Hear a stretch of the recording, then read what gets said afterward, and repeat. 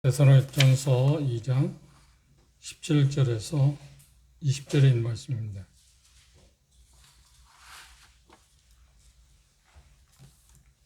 찾았으면 한 절씩 교독하겠습니다. 먼저 제가 데살로니가전서 2장 17절 읽겠습니다. 형제들아, 우리가 잠시 너희를 떠난 것은 얼굴이요 마음은 아니니 너희 얼굴 보기를 열심으로 더욱 힘썼노라. 그러므로 나 바울은 한 번 두 번 너희에게 가고자 하였으나 사탄이 우리를 막았도다. 우리의 소망이나 기쁨이나 자랑의 멸관이 무엇이냐? 그의 강림하실 때에 우리 주 예수 안에 앞에 너희가 아니냐? 너희는 우리의 영광이요 기쁨이니라. 네, 데살로니가전서 2장 마지막 부분을 봤습니다. 2장 17절에서 3장 13절까지는 바울 사도가 왜 데살로니가에 있는 성도들을 떠나게 된 이유가 무엇인가, 그리고 돌아갈 수 없었던 그런 이유를 밝히고 있습니다. 왜 이야기를 해야 했느냐면, 잘못된, 그러니까 거짓 교사들이 데살로니가 지역을 가서 성도들하고 바울 사도, 그러니까 팀이 이루었던 바울 사도, 실로아노, 디모데 세 분이 가서 복음을 전했죠. 그들의 이간을 붙여서 그들로 하여금 하나님을 효과적으로 섬기지 못하도록 하기 위해서, 그 말을 바꿔오면 자기들을 섬기도록 하기 위해서 그들은 이렇게 바울 사도 그 일행을 다시 험담하고 이간 붙이고 있습니다. 이게 사사로운 일처럼 보이지만 그것이 얼마나 무서운 일인가 하는 것을 바울 사도는 알았기 때문에 자기 개인의 일이라고 하면 그냥 뭐라고 하든 지나쳐버릴 수 있는 것이지만, 복음과 관련되어 있기 때문에, 하나님의 진리와 관련되어 있기 때문에 그 진리가 손상되어서는 안 된다는 생각 때문에 자기 자신이 그들이 생각하고 있는 것이 아니라고 하는 사실을 분명하게 설명할 필요가 있었습니다. 이 부분에서 데살로니가전서 2장 17절에서 20절에 있는 이 말씀에서 우리는 바울 사도가 보여준 세 가지의 아름다운 그 모습들을 우리가 생각해 볼 수 있습니다. 찾아낼 수 있다고 생각합니다. 그 중에 첫 번째가 뭐냐면, 바울이 그들과 떨어져 있음에도 불구하고 그들에 대한 간절한 기대감을 드러내고 있습니다. 우리가 종종 듣는 말입니다. 그 일부는 맞고 일부는 맞지 않을 수 있습니다. 그 말이 뭐냐면, 쉬운 표현을 한다면 그런 말입니다. 몸이 떠나 있으면, 다시 말하면 보지 못한다고 하는 그런 환경이 있다고 하면 그 마음도 멀어진다. 일반적인 이야기입니다. 그렇죠? 그럴 가능성이 있습니다. 그런데 바울 사도는 오히려 몸은 떠나 있지만 그들에 대한 생각은 전혀, 그 마음은 그렇지 않다고 하는 이야기를 지금 이야기하고 있습니다. 오히려 간절한 마음으로 그들을 더 보고 싶다고 하는 그런 표현을 했습니다. 그걸 뭘 이야기하는가요? 이 거짓 교사들이 데살로니가 지역의 성도들에 가서 이간시킨 게 어떤 거냐면 이런 내용이었을 겁니다. 바울 사도가 너희들을 버린 거다. 환란이 오기 때문에, 핍박이 오기 때문에, 박해가 오기 때문에 그걸 피하기 위해서 너희들을 버리고 도망간 거다. 그리고 그 말은 어떤 말이냐면, 마치 어미가 자식을 낳아놓고 어떤 어려움 때문에 버려두고 간 것처럼, 이게 세상에서 최악의 악이죠. 그렇죠? 어떤 상황에 있든 간에 부모들은 자식을 버리는 경우가 거의 없습니다. 물론 소수의 어떤 특별한 사람들, 그렇죠? 인간 이하의 사람들은 그런 경우도 있지만 대다수는 절대 그렇지 않습니다. 오히려 자기 생명이 바치는, 자기 생명을 잃는 한이 있을지라도 자식을 보호하고 보존하고자 하는 것이 특히 아버지보다도 어머니 마음 아닌가요?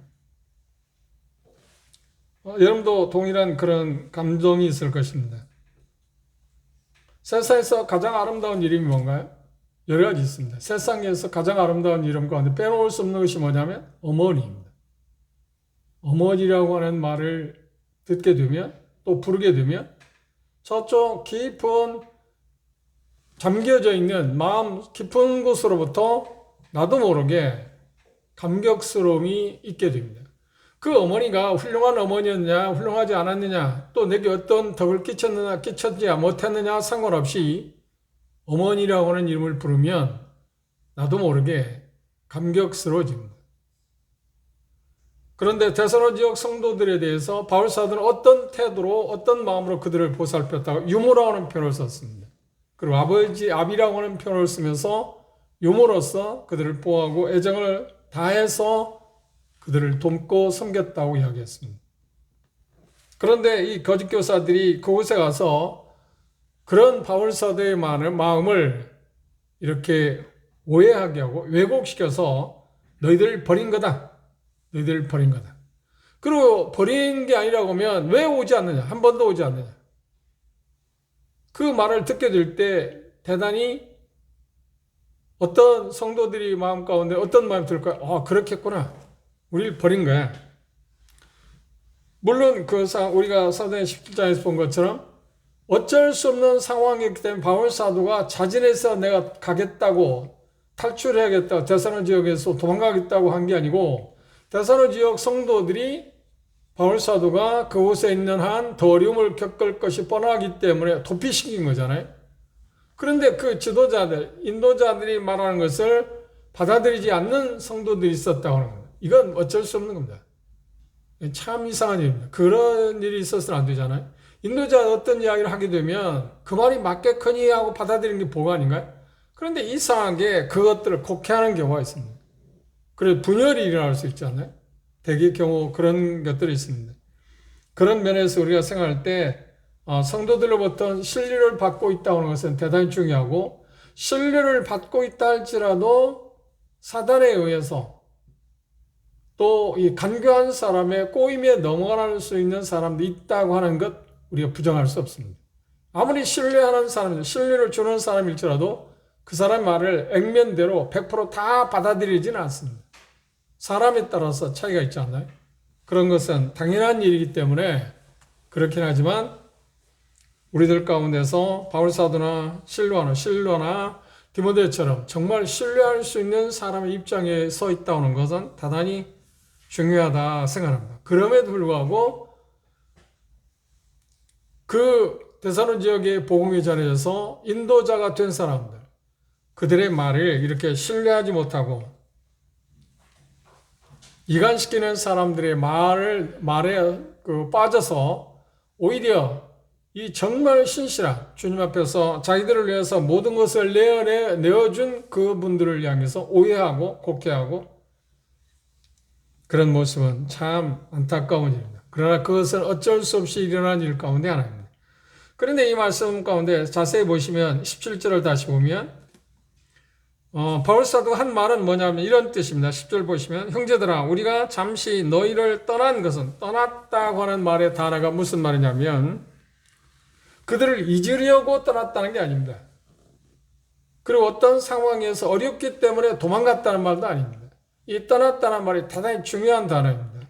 이 단어가 어떻게 쓰여졌냐면 문자적인 의미는 고아가 됐다. 그런데 이 말이 누가 지금 이야기하냐? 데살로니가 성도들이 바울 사도를 향해서 당신이 우리를 버리고 떠났기 때문에 우리가 고아가 됐다는 말인가요? 아니면 내가 마치 여러분들 입장에서 본다면 데살로니가 성도들 입장에서 본다면 내가 고아가 된 기분이다. 어느 쪽으로 보입니까? 문맥을 보시면 후자입니다. 내가 여러분들을 떠나온 것은 마치 고아가 된 것 같다. 그 말은 쉬운 표현을 하면 어떤 말이냐면 어떤 상황에서 사랑하는 자식을 누구한테 빼앗긴 사람의 모습을 지금 이야기하고 있습니다. 바울 사도는 바로 그런 마음을 갖고 있습니다. 정말 안타까워. 그 얼마나 간절하게 그들을 보고 싶었으면 그들을 또 가고 싶었으면 만나고 싶었었냐면 썼냐 하는 표현을 말하기를 내가 자식을 품 안에 안고 있었는데 누군가 그것을 유괴해 갔다, 빼앗아 갔다. 그래서 그 아픔이 내게 있다고 하는 표현입니다. 이건 정말 인간사에서 가장 강한 그런 톤입니다. 그렇죠? 그 표현을 지금 부득이한 이유 때문에 마치 고아가 된 것처럼 내 기분이 그렇다. 내 기분. 여러분들이 나에 대해서 내가 마치 여러분들을 떠났기 때문에 여러분이 고아가 됐다고 하는 표현이 아니고 내가 여러분들을 누군가가 빼앗아갔기 때문에 떠나온 것으로 인해서 내가 고아 같은 신분이다. 그런 심정이다 이야기했어요. 얼마나 바울 사도는 데살로니가 성도들 사랑했으면 이런 말을 했을까요? 그런데 이 말이 앞에서 이야기한 것처럼 이게 하나님께서 아신다. 증인이다. 내가 여러분들 현혹하게 사는 말이 아니다고 이야기했잖아요. 참 데살로니가 지역 성도들을 바울 사도는 정말 사랑했습니다. 그러면 이걸 쓴 이유가 뭘까요? 그들로 하여금 오해하고 있는 것을 이해시키고 불식시키기 위해서였습니다. 이유는 뭔가요? 화해하기 위한가? 물론 그것도 있습니다. 그런데 이야기한 것처럼 복음의 진리가 훼손되는 것을 막기 위해서입니다. 그리고 3장에서 우리가 볼 것입니다만 바울사 수고한 것을 헛되지 않게 하기 위해서. 그렇죠? 열심히 뭔가 대가를 주고 뭔 일을 했는데 이거 헛된 대로 돌아가면 안 되잖아요. 그래서 그걸 막기 위해서 이 표현을 했습니다. 자식을 빼앗긴 부모의 마음.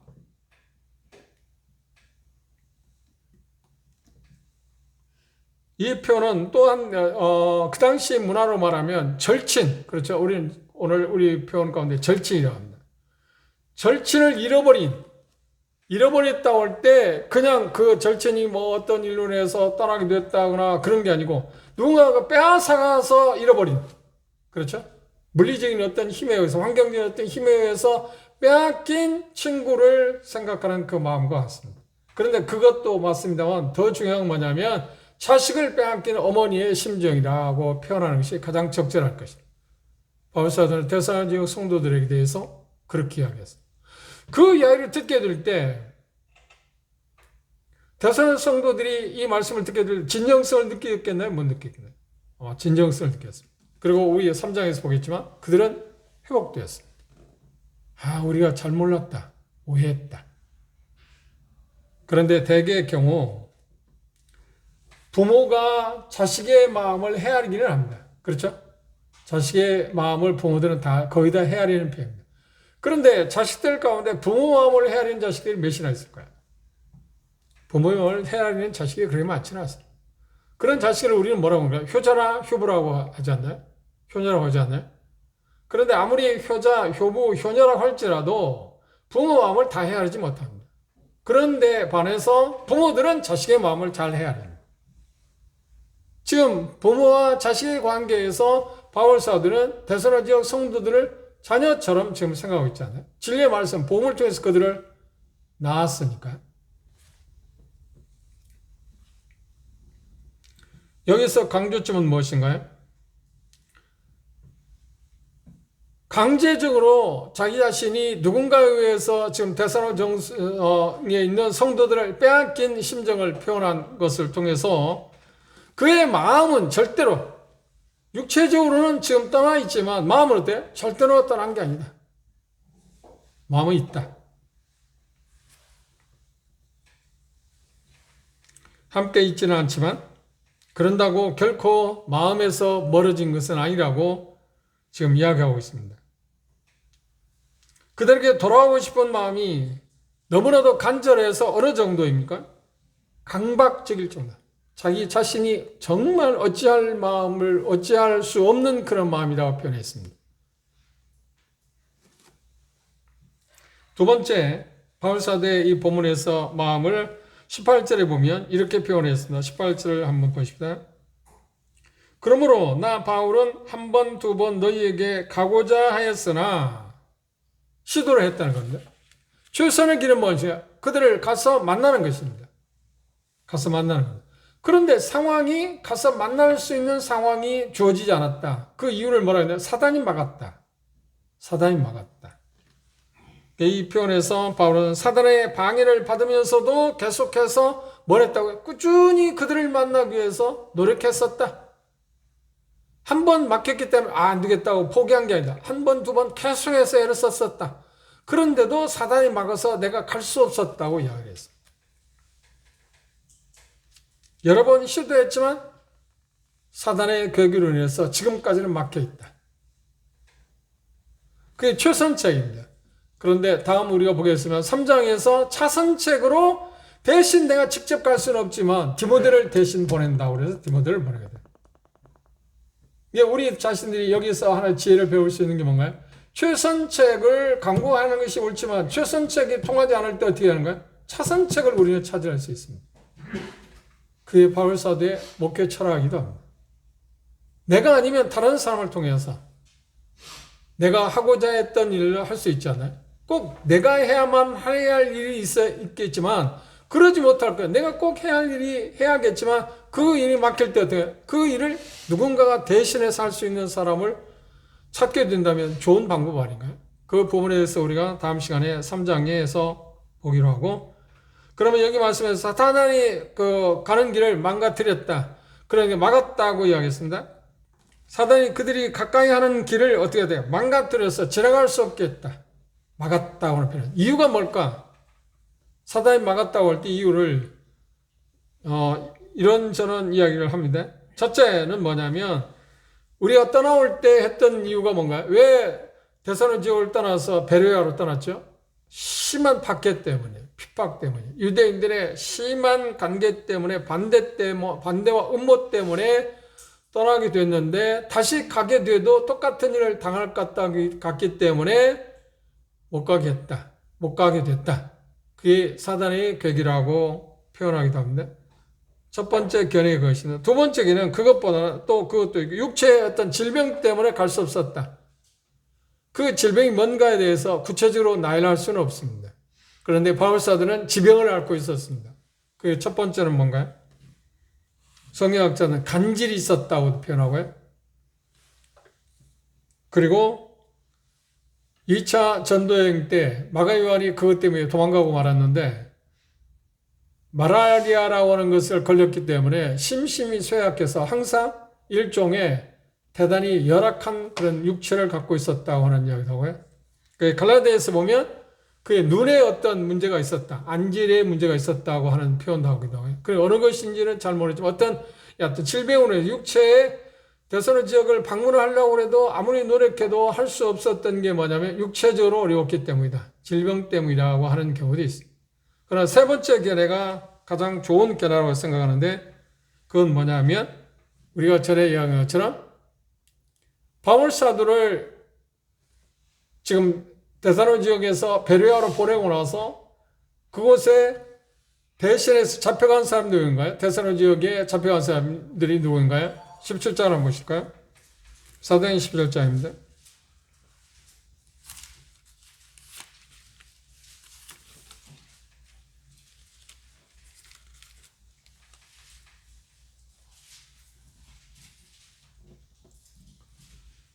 데살로니가전서 17장 7절 이하의 말씀. 야손이 드렸다. 이 사람들이 다 가이사의 명을 거역하여 말하되 다른 임금 곧 예수라 하는 이가 있다 하되. 로마 속국에서 가장 로마 사람들이 주시하는 게 뭐라고요? 내란 선동입니다. 그런데 다른 왕이 있다고 해서 그 말은 내란 선동의 가장 큰 문제 아닌가요? 유대인들이 이렇게 간교한 수락을 썼습니다.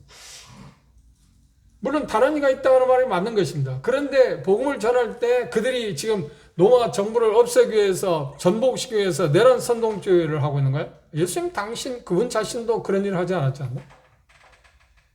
그런데 예수 그리스도를 따르는 사람이 그런 일을 하겠나요? 그런데 그렇게 이야기했어요. 그래서 결국은 누가 잡혀갔나요? 여기 보면 8절에 보시면 무리와 읍장들이 이 말을 듣고 소동하여 야손과 그 나머지 사람들에게 보를 받고 나왔다. 보석금. 그렇죠.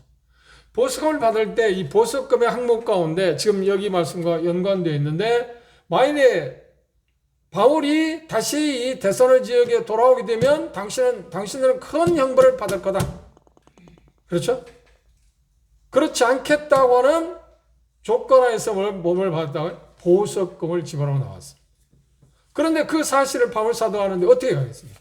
자기가 가서 핍박을 받는 것은 아무 상관이 없겠지만 괜찮겠지만 그런데 자기가 함부로 말하면서 데살로니가 지역에 있는 이 인도자들이 고통을 받는다고 생각해 보세요. 물리적인 고통을 받는다고. 그걸 어떻게 감당하겠습니까? 여기서 또 하나 우리가 배울 수 있는 게 뭐냐면 로마 시민권을 갖고 있는데 채찍이 맞는 때도 있고 채찍을 안 맞는 때도 있지 않나요? 거기에서 배울 수 있는 것이 무엇이었나요? 일부러 고난을 받을 필요는 없다. 피할 수 있으면 피해야 한다. 이 부분도 마찬가지입니다. 그것이 사단이 막았다 하는 말 가운데 가장 타당성 있는 견해가 아니겠는가, 저는 그렇게 분별합니다. 그 외에 다른 것이 있을 수 있습니다. 요점은 무엇인가요? 그들이 돌아올 수 없었던 것은 자기 편에서의, 자기들, 그러니까 바울, 실라, 디모데 편에서의 문제가 아니고 누구의 문제라고요? 그들은 거기서 이제 무관심하다, 사랑이 없다, 그들은 너희들이 버림을 받았다고 표현해도 그게 아니라고 그랬습니다. 단지 사단의 악의적인 방해 때문이었다고 단언하고 있습니다. 그래서 자기 마음을 전달했습니다.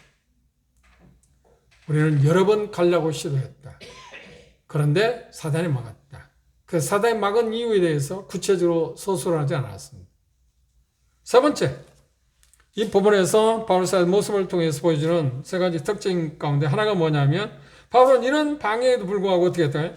그들에 대해서 즐거운 소망을 품고 있었습니다. 내보였습니다. 이게 참 바울사도다운 모습입니다. 그들은 보고 싶었지만 볼 수 없기 때문에 그럼에도 할 수 있는 일이 뭔가요? 그들에 대한 어떤 소망을 내비쳤습니다. 그거 무엇인가요? 언젠가 다시 만날 거다. 하나님께서 선악하시면 언젠가 다시 만나. 그런데 이 말씀에 보면 이 땅에서 만나지 못할지는 어디에서 만날 수 있을 거예요? 그분이 오시게 되면 우리가 만나게 된다. 소망, 복된 소망에 대해서 보겠습니다.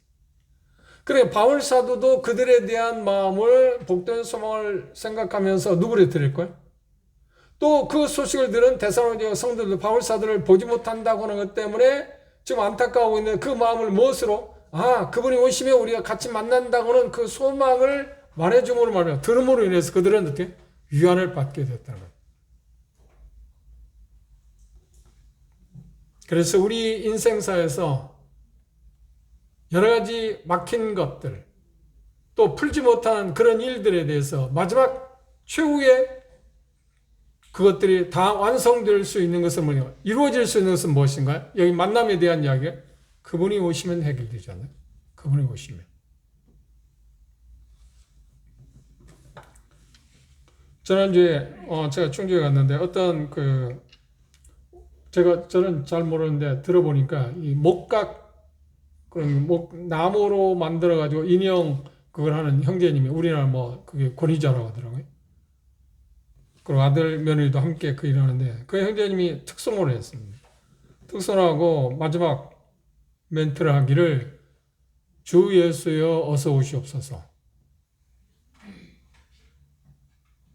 그런데 우리가 자주 듣는 이야기 아닌가요? 마음까지 생각하는 말 아닌가요? 그런데 찬송을 한 후에 그 말을 할 때 제 마음 가운데 아멘이라고 할 수 있어요.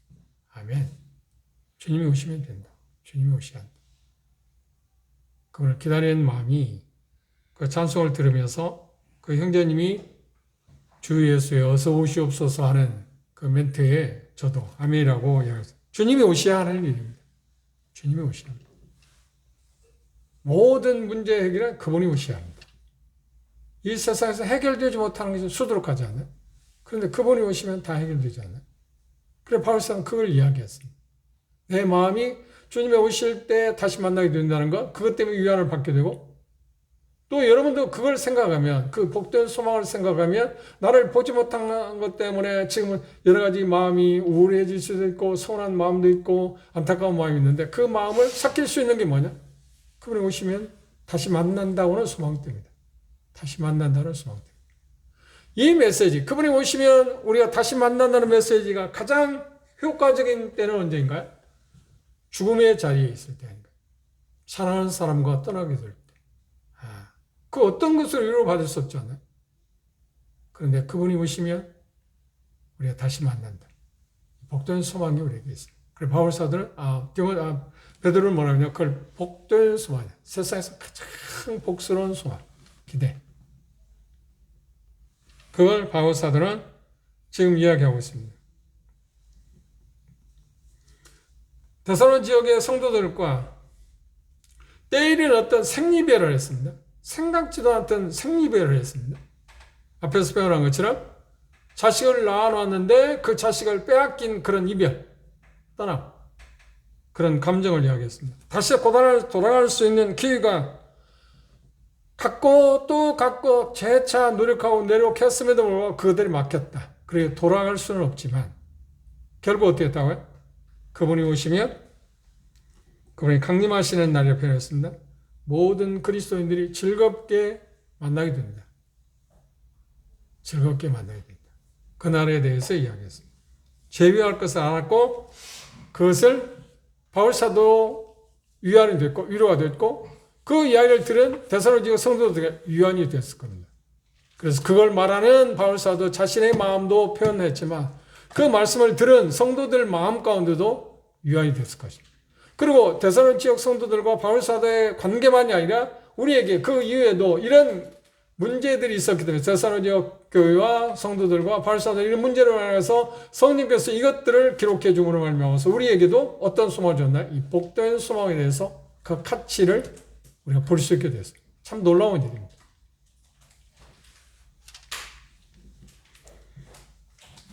다시 한번 읽어봅시다. 19절. 우리의 소망이나 기쁨이나 자랑의 멸관이 무엇이냐? 그의 강림하실 때 우리 주 예수 앞에 너희가 아니냐? 너희는 우리의 영광이요 기쁨이다. 주님이 오시는 그날 데살로니가 성도들은 바울사도에게 있어서 어떤 사람들이었다고요? 바울사도는 이렇게 표현했습니다. 데살로니가 성도들은 바울사도에게서 영광과 기쁨을 안겨줄 그런 사람이다. 그래서 이 표현 가운데 좀 어려운 표현이 있습니다. 뭔 표현이냐면 자신의 멸관이라고 하는 표현을 썼습니다. 여기 다시 보십시오. 19절에 보면 우리의 소망이나 기쁨이나 자랑의 멸관이 뭐죠? 자랑의 멸관. 그들이 데살로니가 성도들이 바울에 있어서는 자랑의 멸관이라는 말입니다. 그 말은 어려운 표현입니다만 무슨 말이냐면 그런 말입니다. 데살로니가 지역에 있는 성도들은 내게 있어서 자랑할 수 있는 사람입니다. 내게 있어서 기쁨입니다. 내게 있어서 영광이 누구냐면 바로 여러분들입니다. 이건 정말 위대한 칭찬입니다. 정말 위대한 인정입니다. 바울 사도가 데살로니가 성도들에게 여러분들 내게 있어서 자랑스러운 사람들이라고 내게 있어 기쁨이고 내게 있어 소망이라고 표현했다는 것은 인정받았다는 것은 얼마나 그들에게 즐거움이었겠나. 이 부분에서 우리가 한번 생각해 볼 게 있습니다. 나는 누군가에게 자랑일 수 있나요? 누군가가 나를 생각하면 그분이 나를 대해서 이야기할 때 형제는, 자매는 내게 있어서 자랑이야. 나의 기쁨이다니까. 요즘 그런 말을 쓰지 않습니다. 그 김정일인가요? 김정은이 아니고 김정일 때 그 사람들을 기쁘게 해주는 사람들을 뭐라고 했나요? 기쁨조라고 했잖아요. 그런 표현. 그거 비교할 수 없는 거지만 우리가 듣는 말 가운데서 그런 표현합니다. 데살로니가 지역 성도들은 바울 사도에게서 말하는 기쁨이다. 나를 참 즐겁게 하는 사람이다.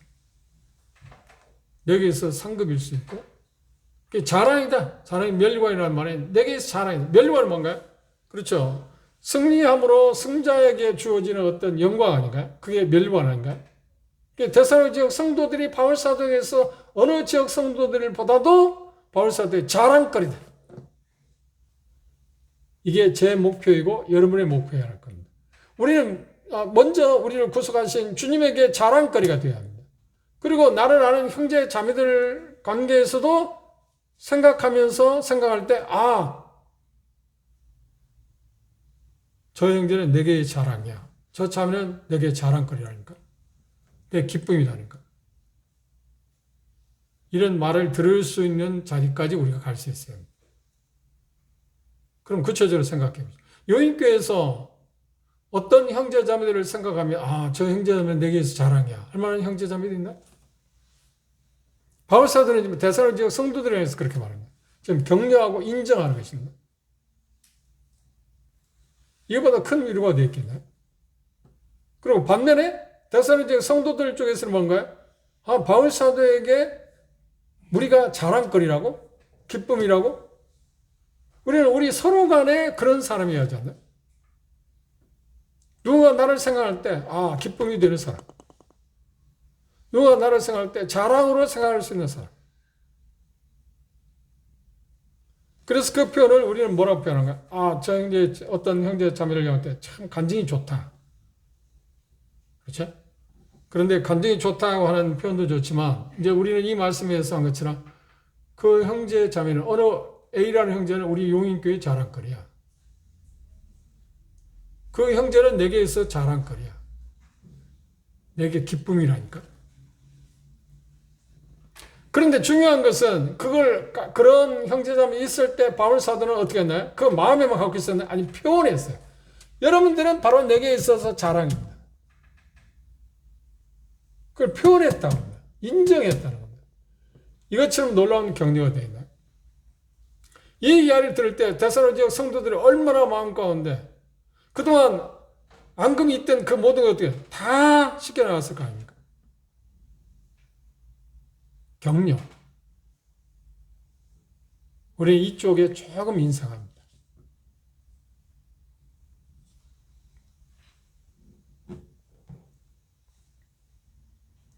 이것이 주 안에서 참된 인정입니다.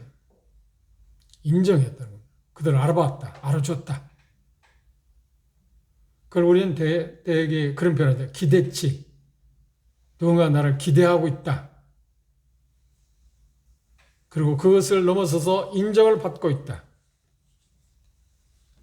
삶을 살아가는 일에서 삶은 두 번도 아니고 한 번밖에 없잖아요. 그런데 그 삶을 살아가면서 어차피 한 번 삶을 살아가면서 누구에게 인정받는 사람이 된다는 건 좋은 거 아닌가요? 우리는 1차적으로 하나님으로부터 인정을 받아야 합니다. 주님으로부터 인정을 받아야 합니다. 아울러 나와 관계하고 있는 형제 자매들부터 인정을 받아야 합니다. 그런데 이 관계는 뭔가요? 스승과 제자의 관계입니다. 복음을 전하는 사람과 복음을 받아들이는 사람의 관계에서 지금 바울 사도는 복음을 받아들인 데살로니가 성도들을 이야기해서 여러분들은 나의 자랑입니다고 이야기했습니다. 이끄는 자와 이끌림을 받는 사람의 관계에서 바울 사도는 뭐라는 거예요? 나는 여러분들이 내게 있어서 자랑입니다 말했어요. 가르치는 자와 가르침 받는 자의 관계에서 가르치는 바울 사도 입장에서 가르침을 받는 데살로니가 성도들 입장에서 말하면 여러분들은 나의 자랑입니다.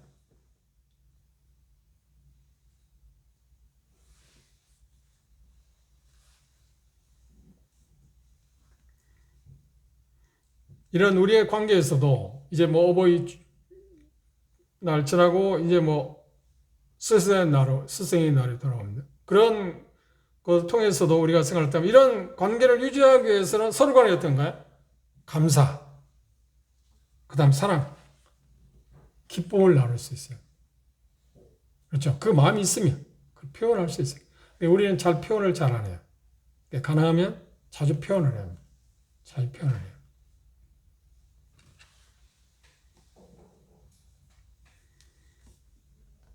특별히 오늘 말씀에서 자신의 멸관이라고 표현했던 데살로니가 지역 성도들의 그 모습, 그리고 그들을 인정하는 일에 있어서 인색하지 않았던 바울,